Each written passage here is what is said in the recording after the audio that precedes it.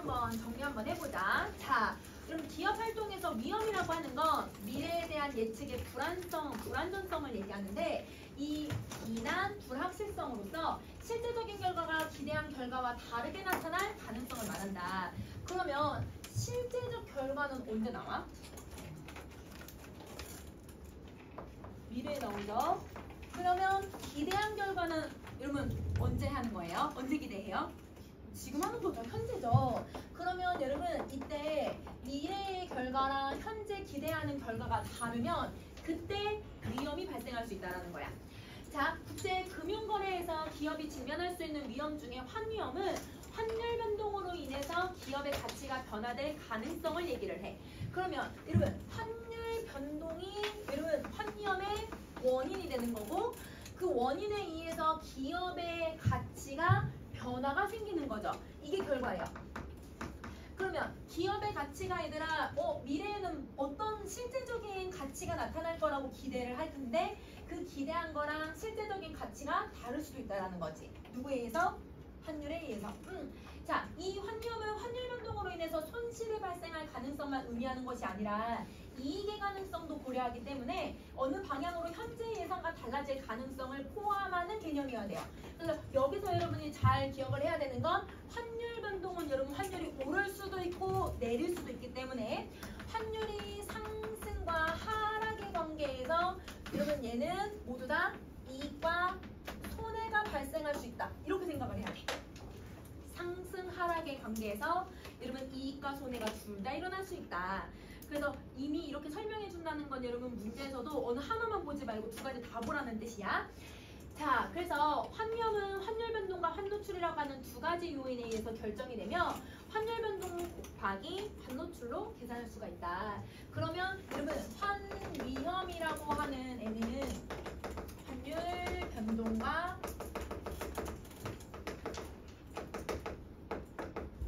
환노출로 결정이 되는데 이 환노출은 외화로 표시된 자산에다가 부채를 빼거나 외화로 표시된 현금 유입 예상액에다가 현금 유출 예상액을 뺄 거래요. 그러면 환노출을 여러분 계산할 수 있는 방법은 두 가지가 나오는 거지. 첫 번째는 여러분 외화 표시가 중요해. 외화로 표시가 되어 있는 자산에서 부채를 빼는 거. 그 다음에 외화 표시로 되어 있는 여러분 유입 예상액과 현금 유출 예상액. 이게 환노출이에요.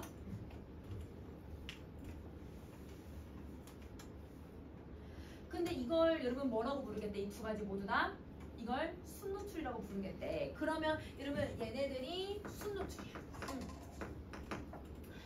자, 이 순노출에 절대값이 클수록 환노출이 크게 작용을 한대요. 그러면 여러분 이 순노출은 여러분 무슨 값을 씌우라는 거예요? 절대값을 씌울 거예요. 왜냐면 여러분 아까 뭐라고 했어 얘들아? 절대값을 씌우는 이유는 왜 씌울까? 이익과 손해가 다 일어날 수 있다고 했잖아. 플러스 값과 마이너스 값이 다 나올 수 있으니까 그래서 순노출은 절대값을 씌우는 거다. 자, 이런 선생님 뒤로 올릴게요.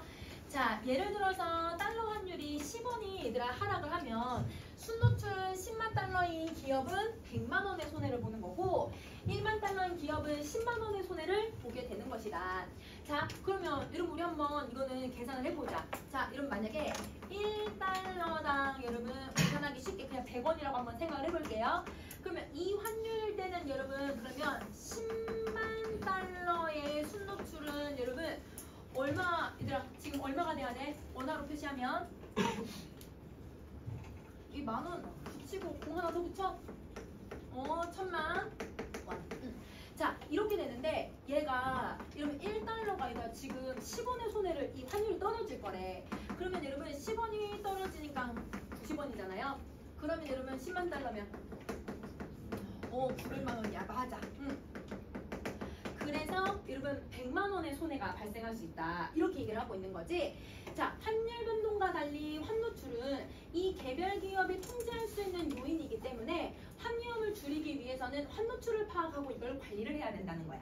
그러면 여기서 여러분 얘는 기업이 조정할 수 있다 없다? 이건 기업이 조정할 수 있는 게 아니야. 그래서 여러분 이거는 기업이 조절이 불가한 값을 얘기하는 거고, 근데 여러분 환노출이라고 하는 애는 그러면 여러분 기업이 조절이 가능한 걸 얘기하는 거죠.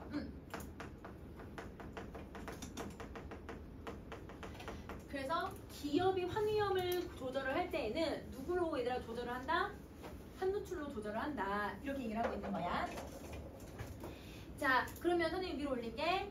환위험의 관리 기법은 다양한 종류의 환노출을 관리해서 경영상의 불확실성을 제거하기 위한 방안들을 뜻하는데 해지 기법이라고도 해요. 그래서 뒤에 해지라고 하는 단어 계속 나오잖아.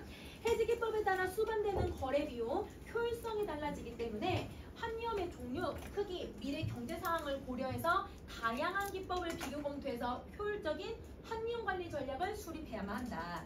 그러면 여러분 환위험 관리 전략에 여러분 뭘 적용하냐면 종류에 따라 달라지고 크기에 따라 달라지고 미래 경제 상황에 따라서 여러분 이게 다양한 기법들을 점검해야 돼요. 그러니까 여러분 이 해지 기법이나 여러분 지금 환노출, 환위험의 종류가 되게 다양하기 때문에 환노출을 여러분 조정하는 방법도 되게 다양한 거야. 그래서 이렇게 여러 가지 나누는데 환노출은 여러 가지를 나눌 수 있는데 그 중에 거래 노출은 외화 표시 거래의 청산 과정에서 환율 변동으로 인해 환차익, 환차손이 발생할 수 있는 정도를 얘기한다. 그러면 이런 환노출 중에 얘들아 무슨 노출을 지금 설명하냐면 거래 노출을 얘기를 해. 그럼 이건 환노출의 종류지.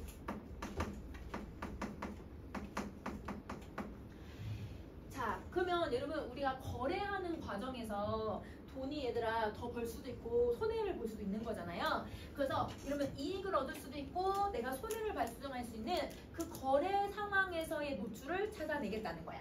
자, 거래는 이미 끝났지만 결제가 나중에 이루어지는 경우에는 그 사이에 일어난 환율 변동이 결제 대금의 가치 변동을 야기할 수 있다는 거예요. 그러면 자, 이러면 예를 들면 만약에 선생님이 얘들아 해외에서 뭐 대행 구매를 했다. 대행 구매를 했는데 얘들아 내가 지금 환율이 만약에 엔화가 800원일 때 샀어. 그럼 1엔당 800원이면 내가 300엔이면 얼마 주고 사는 거지 얘들아?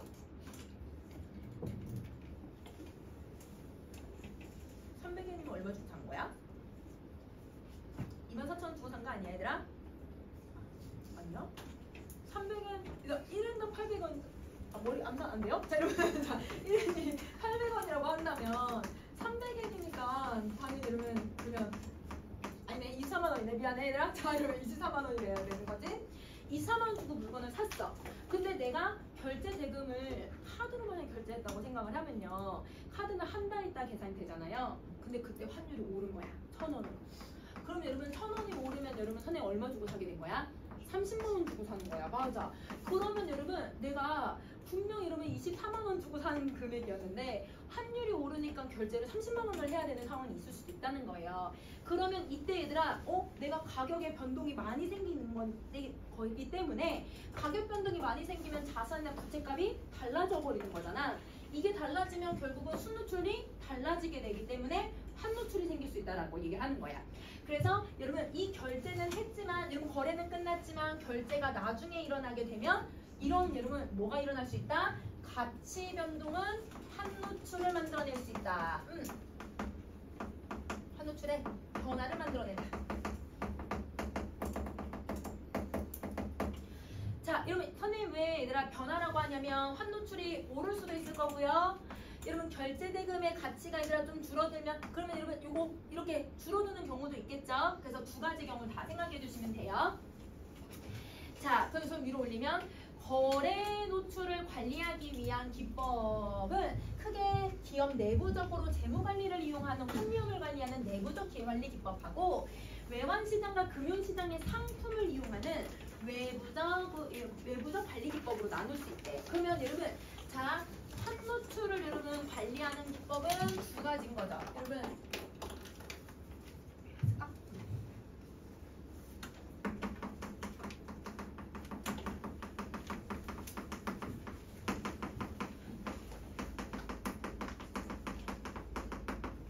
이렇게 두 개. 그래서 여러분 지금 지문에 몇 개씩 나왔어요 얘들아? 각각 종류 두 개씩 나왔어요 얘들아. 그치? 자, 그러면 여러분 우리 내부적인 기법을 먼저 한번 살펴볼게. 자, 내부적인 기법은 순노출을 줄이거나 순노출의 증가를 방지할 거예요. 그럼 여러분 왜 줄이거나 증가를 다 방지해야 돼요? 절대값이 오거잖아요. 그러니까 여러분 큰 값을 만들면 안 되는 거예요. 그래서 이걸 하기 위해서 네팅과 매칭이 있는 거지. 그 첫 번째 네팅에 대해서 정리해보자. 자, 네팅은 다국적 기업의 본사와 지사 또는 지사 상호 간에 발생하는 채권, 채무 관계를 개별적으로 결제하지 않고 일정 기간 후에 채권, 채무 관계를 상쇄한 후 차액만 결제할 거예요. 그러면 여러분 얘는 차액을 여러분 결제하는 제도야.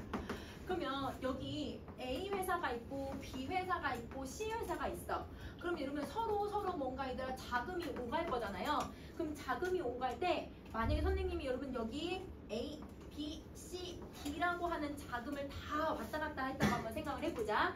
그럼 이걸 각자 결제를 하면 총 몇 번을 결제를 해야 되는 거지 얘들아? 4번 결제해야지. 그러면 여러분 얘는 4번을 결제하고 그 다음에 큰 금액들이 왔다 갔다 하는 걸 다 적용을 해야 돼. 그래서 큰 금액이 여러분 서로 주고받는 것들을 다 결제를 해야 되는 거예요. 근데 이거를 여러분 지금 다 차액만 결제를 할 거래요. 그러면 여러분 얘네들을 총합으로 계산을 해서 결제를 하면 근데 여러분 서로 주고받는 게 있으니까 여러분 플러스 값 마이너스 값들이 있으니까 여러분 처음보다는 훨씬 더 값이 줄어들 수 있다는 거예요. 그러면 자 이렇게 줄어들면 자 차액을 결제할 통화와 시점을 선정을 해야 되는데 동일 기업에 속한 3개 이상의 회사들이 관련된 다자간 네팅의 경우에는 그룹 내 중앙결제센터가 자회사의 채권 채무를 모두 관리해서 다각적으로 상계, 계산하고 이러면 순 차액만을 개별 자회사에게 통보해주는 역할을 할 거예요. 그러면 네팅은 교환 수수료 등 은행 비용을 줄일 수 있다는 거예요. 그러면 여러분 통합으로 한 번으로 다 계산을 하면 그러면 여러분 이 경우에는 여러분 큰 금액이 아니라 작은 금액을 결제하게 되는 거고 얘는 여러분 지금 수수료 같은 여러분 은행 비용이 얘들아 여러 번 중복으로 계산이 되는 거잖아. 근데 얘는 수수료의 값도 어떻게 될 수 있어? 한 번으로 계산할 수 있는 거야. 그치? 자 그리고 환노출 금액을 줄임으로써 환율 변동으로 인한 불필요한 손해를 막을 수는 있는 거예요. 그래서 예를 들면 여러분 얘가 1000만 원 주고 얘가 500만 원을 여러분 이제 갚아야 된다라고 하면 여러분 1000만 원 계산하고 500만 원 계산하고 얘들아 또 1000만 원 계산하고 또 500만 원 각각 계산을 하면 그럼 아까 얘들아 환율이 변동되는 상황에서 아까 얘들아 어떻게 했었지? 우리 1000만 원이 900만 원 되는 경우도 있었잖아요. 금액 차이가 큰 금액들이 손해를 보는 경우도 있을 수 있다는 거예요. 그거를 여러분 좀 줄이기 위해서 뭘 한다? 한 번에 결제를 하겠다는 거예요. 자 그러면 얘가 아까 선생님 1000만 원이 오가고 얘는 500만 원 주고 얘 1000만 원 주고 얘 700만 원 준다고 한번 생각해봐. 그러면 여러분 각각 다 서로 환율 다 계산하고 다 계산하면 4번 결제하고 큰 금액이 얘들아 1000만 원이 막 2번씩 왔다 갔다 하잖아요. 근데 얘네들의 차액을 다 결제하면 요거 차액 500, 요거 차액 300, 그러면 토탈 그냥 800만 계산하면 되는 거야. 그러면 그 800만 계산하는 거니까 훨씬 더 가격이 싸진다고 보는 거지. 그래서 여러분 이 금액들이 줄어들기 때문에 환노출도 줄어들게 되는 거다. 이렇게 생각을 해주면 돼. 자, 근데 단점이 있어요. 결제 시점이 늦어지거나 거래 시에 결제 시에 통화 종류가 달라질 수 있다라고 하는 문제가 생겨요. 아까 선생님이 카드 결제 얘기했잖아. 여러분 카드 결제는 여러분 지금 결제 아니면 다음 달에 결제예요?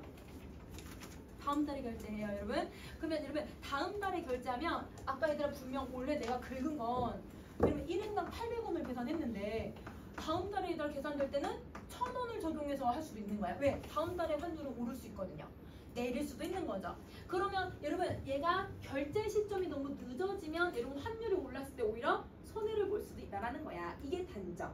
그러면 여러분 이 네팅은 여러분 뭐가 너무 중요해? 결제 시점이 너무 중요해. 얘는 여러분 결제 시점이 너무 중요한 거야. 이렇게 생각해 주시면 돼요. 얘는 결제 시점이 중요하다. 자, 근데 매칭은 조금 달라요. 여러분 매칭은 외화 자금의 흐름의 불일치에서 발생할 수 있는 환 위험을 원천적으로 제거하기 위해서 외화 자금의 유입과 유출을 여러분 유입과 유출 요 차를 여러분 통화별 만기별로 일치시킨대. 그럼 여러분 일치시킨다는 건 지금 여러분 환노출이 이러면 이 유입액하고 유출액으로 결정을 할 거잖아요. 그러면 여러분 이 유출액을 일치시킨다는 건 뭘로 만들겠다는 뜻이야? 0으로 만들겠다는 뜻인 거지. 그래서 여러분 일치한다는 건 얘를 최대한 0으로 만들겠다는 뜻이에요. 자금을. 그래서 예를 들어서 미국이 자동차를 수출하고 달러로 수출 대금을 받는 우리나라 기업이 부품과 원자재의 수입 대금을 달러로 지불을 해버리면 그럼 외화 표시되어 있는 걸 여러분 수출 자금으로 받고 수입 대금으로 이 달러로 지불을 하면 그러면 유출과 유입이 상쇄가 돼 환노출이 감소할 수 있는 전략을 쓰는 거예요. 그럼 만약에 여러분 내가 수출해서 10억 달러를 벌었어. 그러면 10억 달러를 벌고 수입 대금이 5억 달러가 있다. 그러면 여러분 얘네들을 각각 계산하는 게 아니라 이 유입액에서 유출액을 빼는 거는 거죠. 그럼 얼마가 나와야 되더라? 마이너스 5억인데 환노출은 절대값을 씌울 거니까 얘는 5억. 이렇게 계산을 하겠다는 거야. 이걸 최대한 줄이려고 하겠다는 거지. 네팅이 보통 동일 그룹 내와 적용되는 것에 비해서 매칭은 동일 그룹뿐만 아니라 제3자 간의 거래에서도 일어나는데 외화의 유입, 유출의 시점이 만약에 어긋나 버리면 그 기간 동안 환노출이 발생을 해버려서 외화 거래의 발생 시점에 유의해야 돼요. 여러분 예를 들어 볼게요. 이걸 이제 분기마다 이제 계산을 한다. 분기별로. 그러면 1분기에 내가 여러분 지금 유출액이 얘들아 10억이 있었어. 근데 여러분 3월 한 15일쯤에 1분기니까 1월부터 3월까지지 얘들아. 그러면 1월 3월 15일에 여러분 한 9억 달러, 9억 정도 달러가 되는 유입액이 들어올 거라고 예상을 했어요. 그러면 여러분 이 분기에는 그럼 내가 얘들아 환노출이 얼마가 생기는 거야? 마이너스 1인데 절대값 쓸 거니까 1억이 생기겠지? 그러면 1억이 생길 거라고 예상을 했는데 얘가 4월 2일에 들어온 거야. 그럼 여러분 4월 2일에 들어왔으면 분기마다 계산할 건데 그러면 얘는 분기를 얼마 계산해야 돼? 10억 계산해야 되고 얘는 다음에 넘어가 버리는 거예요. 그럼 이렇게 하면 여러분 손해가 돼버리는 거죠. 환노출을 줄일 수가 없다라는 거야. 그래서 얘는 단점이 여러분 이 시기가 너무 중요해. 어떤 시기가? 매칭은 어떤 시기가 중요해? 거래 발생 시점이 너무 중요해요. 그래서 이 거래를 언제 할 건가? 얘는 결제가 중요하고 얘는 거래 발생 시점, 즉 유입액하고 유출액이 언제 들어오고 나가고 하는지 이게 너무 중요해. 차이점이야. 그래서 여러분 네팅은 결제되는 시점을 고려해서 여러분 환노출을 줄이는 방식이고 얘는 여러분 거래를 발생해서 그 돈이 언제 유입액과 유출액이 생기는지 이게 너무 중요한 거다. 이렇게 구분해주면 될 것 같아. 자, 그 다음 거 할게요. 외부적 관리 기법. 자, 외부적 관리 기법은 되게 다양한데 여기서 제일 먼저 여러분 선물한 해지, 그 다음에 통화옵션 해지가 대표적이다. 자, 선물한 해지는 특정 외화를 거래일에 미리 정해놓은 환율이 선도 환율로. 그러면 여러분 선도 환율의 정의가 나왔어. 미리 정해놓은 환율. 자, 미래 만기일에 인수하고 인도하기로. 이러면 인수는 주고 인도 받는 거. 그치? 주고받기로 약속하는 선물한 계약을 통해서 이 환율을 미리 대비를 하는 거예요. 자, 선물한 계약은 거래 체결 시간인 만기일의 외화의 교환이 이루어지기 때문에 이 미래 시점에서 외화 유입이 여러분 예정되어 있는 기업은 해당 거래 금액만큼 선물한 계약 상대방에게 매도를 해서 그래서 이걸 판매해서 여러분 안정적인 현금 흐름을 만들어낼 수 있는 전략이에요. 그러면 이 경우는 여러분 지금 내가 거래 체결에서 하는 게 아니라 만기일에 일어날 거니까 여러분 언제를 얘기하는 거야? 미래의 가치를 생각한다는 거야. 그러니까 미래에 이렇게 환율이 변할 거네. 이걸 예상하고 이걸 준비한다는 거죠.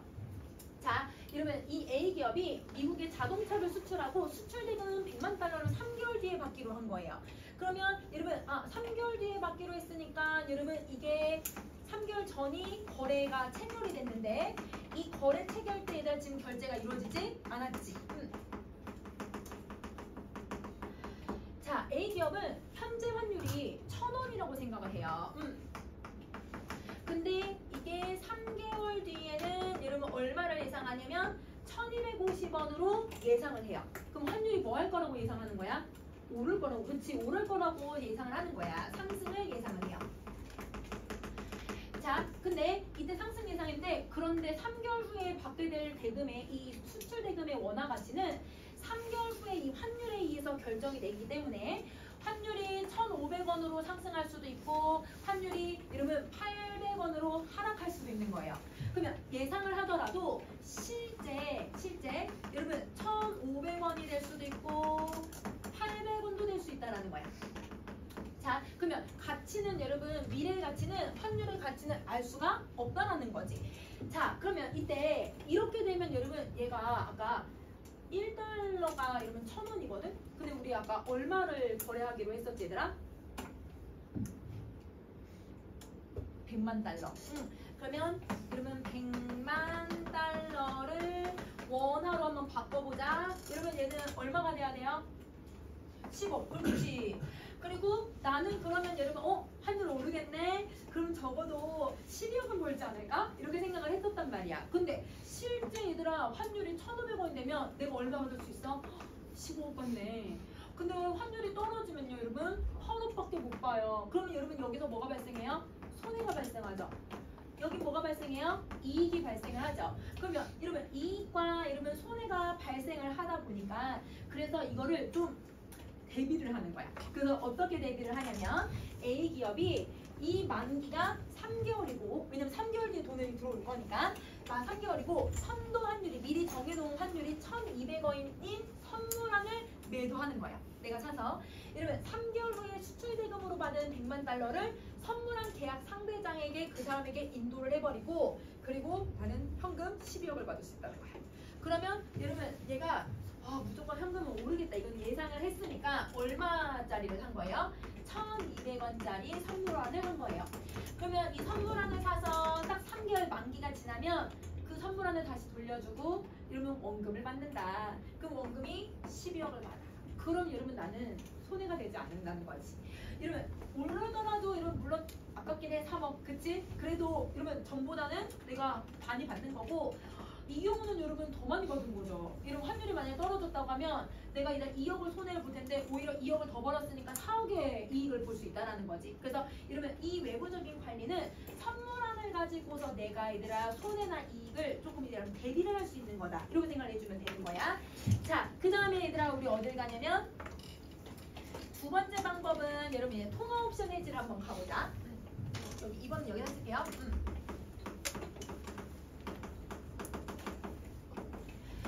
자, 얘는 여러분 선물안 해지는 환위험을 완전하게 제거하기는 하지만 이로 인해 환율이 기업에 유리하게 변동하는 경우 누릴 수 있는 이익의 기회를 사라지게 한대요. 이게 어떤 경우예요? 15억. 맞아 이거야 이거. 이러면 내가 3억 너무 아깝잖아. 얘들아 3억이 남의 개 이름도 아니고 얘들아. 그래서 이게 너무 아까워서 이런 기회에 맞춰 이런 이익의 기회를 잃지 않으면서 환위험을 관리하기 위해 통화옵션 해지를 사용할 수 있는데 통화옵션이라는 건 외환을 미리 약정한 행사 가격으로 만기일 또는 그 이전에 매입, 매도를 할 수 있대. 그러면 아까는 여러분 선물항 같은 경우는 무조건 언제 하기로 했었지? 만기일에 하기로 했었거든요. 얘는 만기일에 해도 되고 아니면 그 이전에 해도 상관없다는 거예요. 매입, 매도를 할 수 있는 거죠. 자, 매입 청구권이 부여된 옵션을 콜옵션이라고 하고 매도 청구권이 부여된 걸 풋옵션이라고 할 거야. 그러면 여러분 내가 사는 것은 산다라고 하는 개념은 콜이라고 부르고 이 콜옵션은 여러분 환율이 어떨 때 쓴다? 상승할 때 쓸 수 있대. 자, 그 다음에 여러분 매도는 판다라는 뜻이고 얘는 여러분 풋옵션을 사용할 건데 이거는 환율이 하락할 때 쓰는 개념이에요. 자, 이때 각각 환율 상승 위험과 환율 하락 위험을 관리하는 수단으로 활용할 수 있다는 거예요. 그럼 보세요. 여러분 내가 환율이 오를 거라고 예상을 하긴 하더라도 완전 더 오를 수도 있고 완전 떨어질 수도 있는 거잖아. 이거는 내가 알 수 있는 게 아니잖아. 그래서 여기에서 여러분 미래를 알 수가 없으니까 위험이 발생하지. 그러니까 여러분 이때 여러분 환율의 위험, 올라가는 위험, 하락하는 위험을 모두 다 대비할 수 있는 방법이라는 거예요. 자, 그럼 보세요. 다음 페이지 가세요.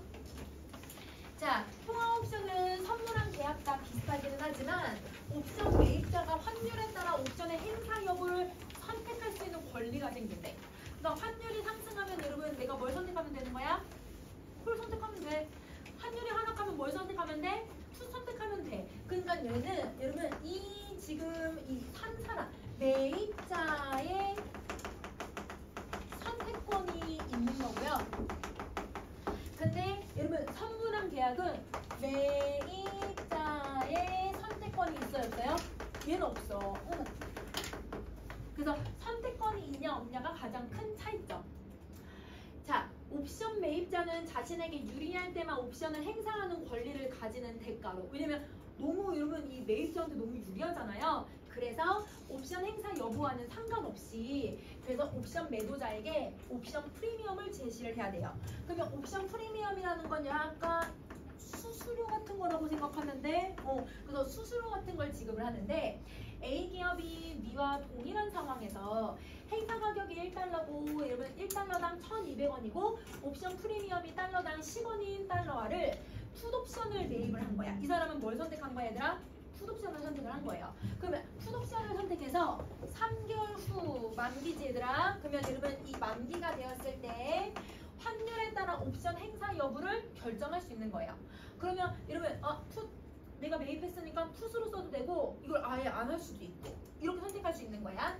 만약 환율이 1,200원 이하라고 한다면 그러면 여러분 지금 행사 가격보다 어떻게 된 거야, 얘들아? 떨어지는 상황이지, 그치? 그러면 행사 가격이랑 여러분 환율이 있다고 한다면 그러면 지금 행사 가격이 훨씬 더 큰 상황이에요. 이때 옵션을 여러분 행사해요. 그러면 옵션을 행사하면 여러분 환율이 하락했을 때 그러니까 풋 옵션 사용한다고 했지?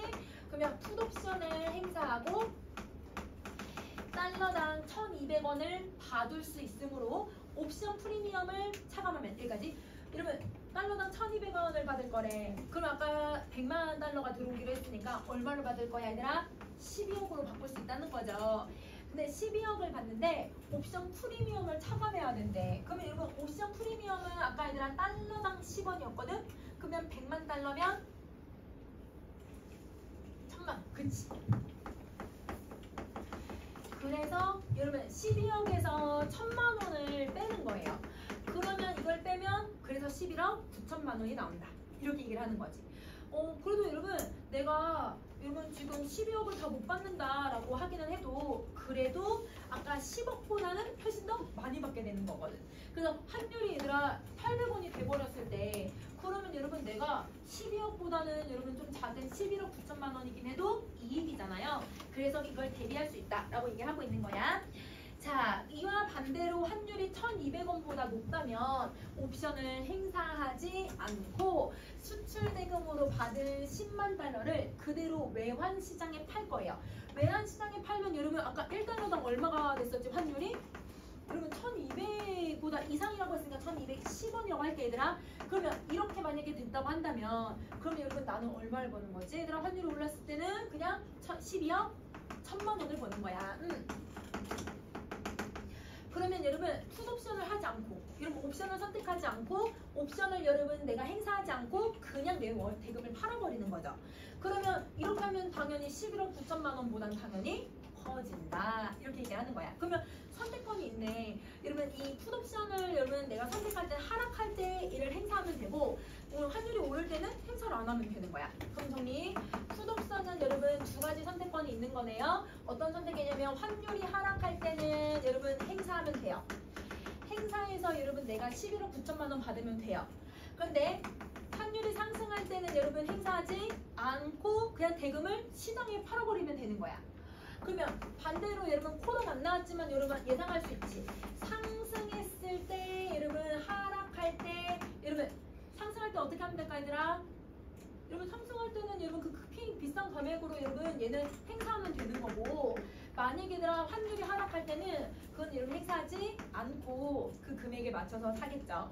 그러면 이런 식으로 내용을 정리해 주시면 돼요.